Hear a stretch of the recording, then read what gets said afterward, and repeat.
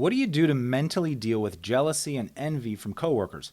That's exactly the situation this next caller is dealing with, and I walk her through a few steps to hopefully manage the issue.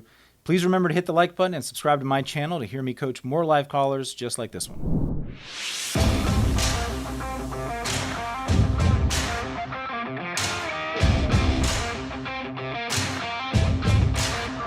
Gloria, welcome to the show. How can I help you today? Hi, thank you so much. I really need some help because, the name of your business is Peacebuilding, right? Yes. So talk a lot about creating peace on the work environment. But what about when we need that peace within us? Because, something I have understood so far is that we can't control others. There's only so much you can do. But when bad energy, that negative energy is affecting you personally, how do you manage that? I mean, there's different methods of managing internal stress or psychological stress. What do you want to tell me a little? Do you have a certain situation that's kind of going on? Yes, I do. So I work. I'm gonna just say that I work in the image industry. I'm not gonna say specifically what I do. Okay. But in this industry, what happens is that you have to work with other talent, and sometimes some people get more, job opportunities. They get to be featured more often. And in this industry, you have to work with people that many times, one, they're going to envy you, but you still have to work with them. There's going to create some jealousy. Right? But when you're working as a team, you need to make sure you have a decent environment so you can show that to the public. And sometimes you have people that try to take advantage of the fact that the ones that get more feature or more attention, they try to act like they are close to you, they're friends, when they're really not. So to me personally, I believe in energy, and I think it's toxic, and that affects me personally. But there's not something I think I can change in people. I can't change people. I can get to people, from my knowledge, and tell them, hey, you were envious. I don't know if those are things that you can change. So how can I better work on myself so that doesn't affect me when I'm working? And I don't know if I was clear. So just so I understand, are you saying that you're sensing that some people are jealous of you? Or are you feeling jealous of other people? Not only jealous, but they try to come closer and stay around me just so they can get a bite of that cake. So you can sense that they're sort of envious of what success you're having, and so they pretend to be your friend and try to get closer, but you really feel like it's a manipulation. They're just using you in some way. Yes, that's one of the cases. And the other is really the bad energy that you sense that people were throwing you look. Yeah.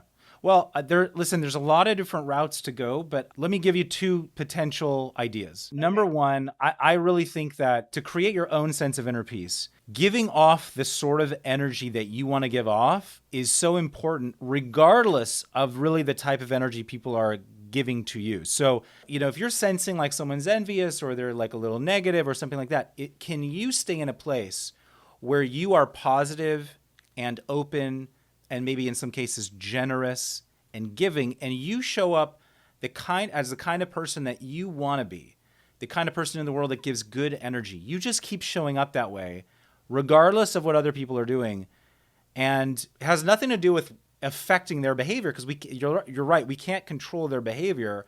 But if you show up in the way that you want to show up, if you keep giving the energy that you want to give, then it's going to help you stay in that space. It almost creates like an energetic buffer around you that a lot of times can ward off that negative energy. That's been my experience. Does that sound doable, or at least worth experimenting? No, I completely agree with you. And actually, that's what I try to do because you do want to have a healthy environment. But my question, that's like I'm externalizing it. However, internally, that is something that's affecting me, and it's bothering me because, of course, we're working, like I said in the beginning, we're working as a team, so you have to make sure that the energy there, it's fine. So I do my part on that. I'm cordial. I try to be kind, but in the back of my head, that is bothering me because that's not the kind of person I am.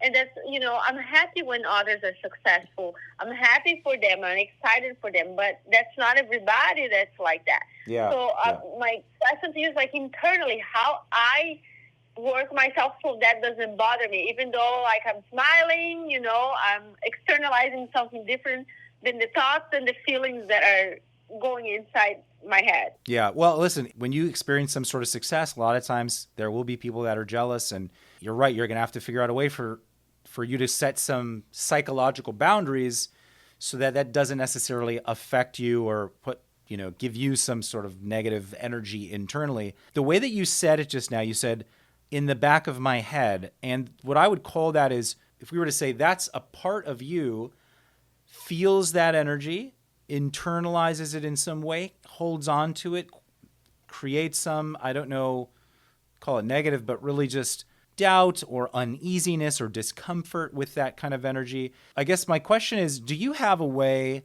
or a method of going inside? Like if you closed your eyes and you went inside, do you have a way of talking to that part of yourself that feels that uneasiness? No, I really never thought about that. I just observe and I feel it. I never had the conversation. If you closed your eyes and you thought of that part that feels the uneasiness, you thought of that part as like another version of you, would you imagine that that part of you is the same age as you? Or would you imagine that part of you is younger or a child? Like how old do you feel like that part of you is?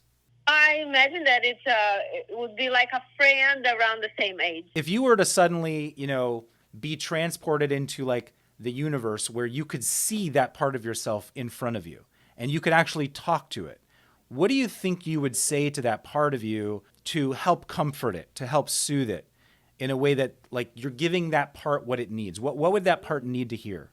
I would say have peace in your heart, be who you are, be proud of who you are, and let people do whatever they want to do because, I'm a believer, and I believe in karma. I believe that whatever you send out into the world, you get it back. So I would just say, focus on you, do you, and let the universe take care of everything else.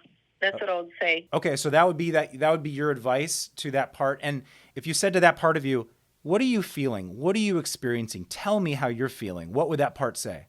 When I'm feeling uncomfortable or after I gave the advice? No, when you're feeling uncomfortable. You mean like the thoughts that are going through my head?